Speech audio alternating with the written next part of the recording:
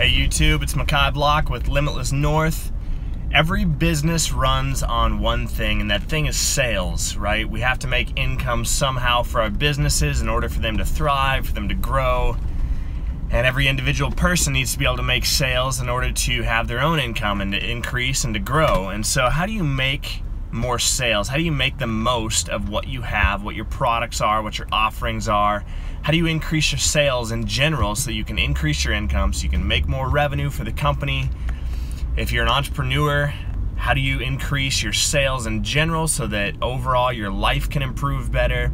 You have to understand sales and marketing above pretty much everything else in business in order for you to make the money that you need to make, in order for your business actually to survive.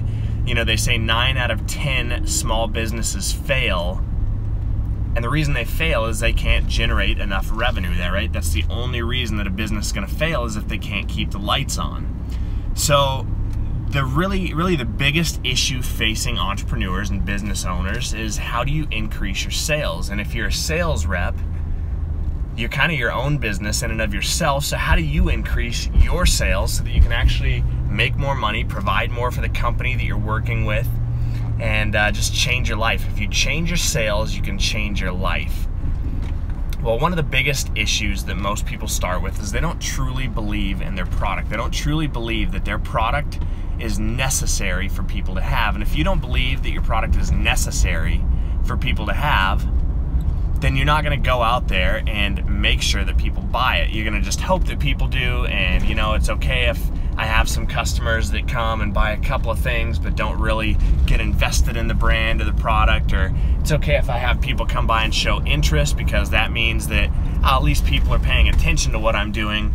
But if they don't buy, oh well, you know, I'll get the next ones. But the reality is, you have to absolutely believe in the product that you have to offer, and you have to believe that it's necessary for people to have, to use, to utilize that product, and that it's going to benefit them in some great way. Now, some products, that's going to be very clear how you can provide a great benefit to people by them utilizing and using your product. Other products, it's not so clear. So with me, I own Elevated Clothing. I've had this company since I was 16.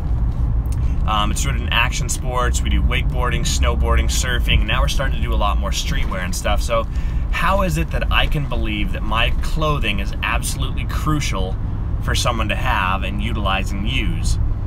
And why would I think that way? Well, you know, first and foremost, I have to ask myself, what business am I really in? Am I in just the clothing business? Or am I in the business of giving people an identity and helping them belong to an industry, to a community, to a network, to feel like they're a part of something greater, to give them style, to give them something cool, to help them be fashionable, to give them something comfortable that they're just gonna love? I'm in the business of helping people feel some kind of emotion, and you know what, you are too. Depending on what your product is, there's a whole range of emotions that people need to feel. Some products solve problems that are very blatant and obvious, and some products solve problems that are more subtle. So with me having a clothing brand, my product doesn't solve a major problem for people. You know, there's not a lot of people in this country that aren't wearing clothes, and therefore I'm not providing clothing for people in order to fulfill their need of having shelter or clothing or something like that. But what I'm doing is fulfilling an emotional need for people to identify with a culture, with a subculture. So people in action sports, people in wakeboarding that love to get out and wakeboard, that are pursuing their dreams, that are pursuing their passions, that are loving the active lifestyle and pushing themselves to be great athletes, I'm helping them belong to a community, to a greater community and a greater culture. And so the more that I build up Elevated as a brand and get it rooted into the action sports community and culture, and make it something that is cool and perceived as cool, then young kids can buy into the product and feel a sense of belonging in the greater industry. You know, same with surf industry. When I was first, you know, when I was in high school, when I was first starting my clothing brand, companies like O'Neill and Lost Enterprises and Hurley were the coolest brands out there. And for me to wear their product helped me identify with a lifestyle. It helped me bring out more of my lifestyle and put an accent onto the things that I loved, and so people could see me wearing these brands and know what I was about, know that I belonged to a cool subculture of action sports. And so that's what Elevated is, and I need to crucially believe that it is necessary for people to have my brand to feel exactly what my brand culture is. So if I know what the culture of my company is and I know what I'm offering people by them buying into the culture, then I know who my target demographic is, and I know that I want every single kid out there to wear my product and to be able to identify with something greater than themselves, to have a positive message in their life of community and society and good morals and role models, and to have the most comfortable clothing on the product or on the marketplace. But not only the most comfortable product, but also really stylish, really cool, really sleek, you know, great designs, and just that greater sense of coolness. And so that cool factor is what I'm selling ultimately, right? That sense of belonging.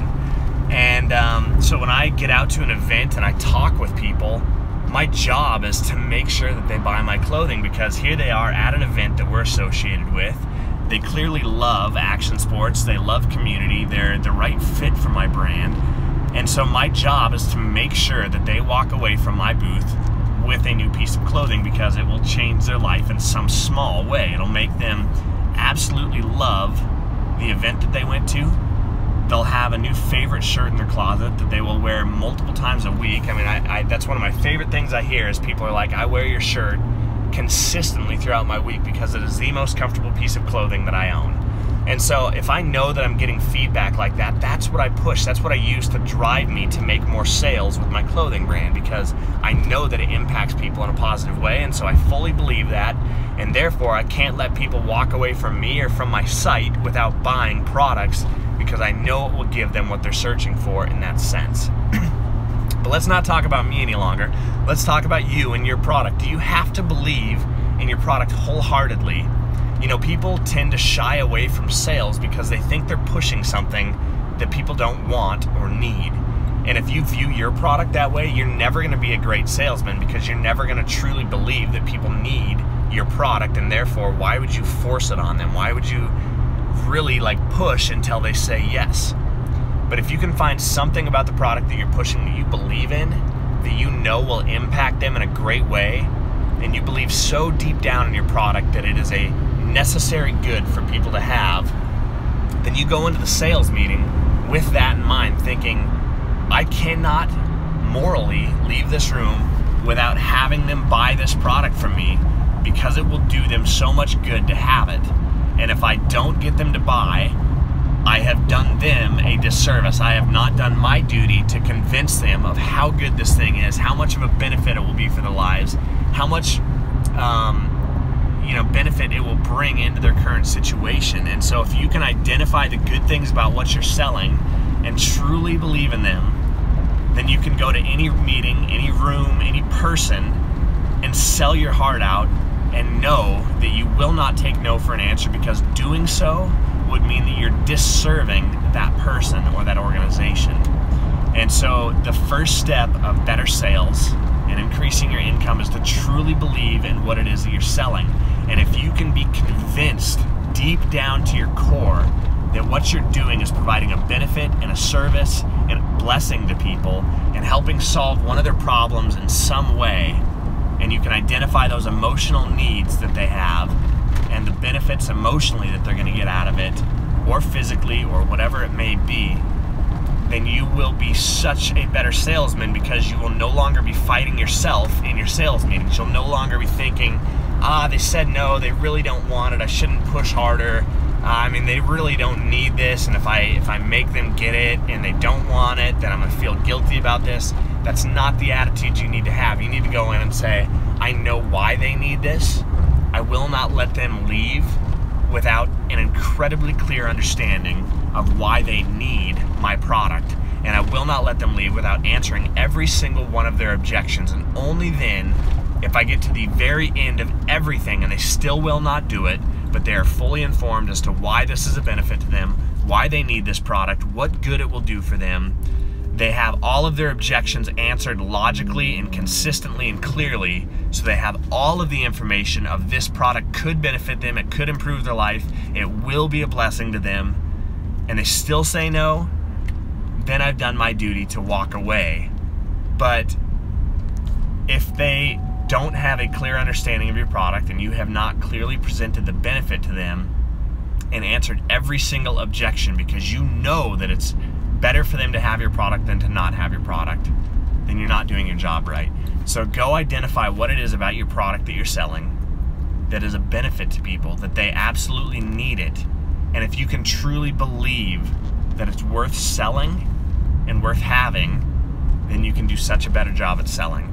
So that's step one. We'll do more videos on other steps on how to sell better and the psychology of selling, and what makes people buy and what kind of objections you can answer and what the sales process should actually look like.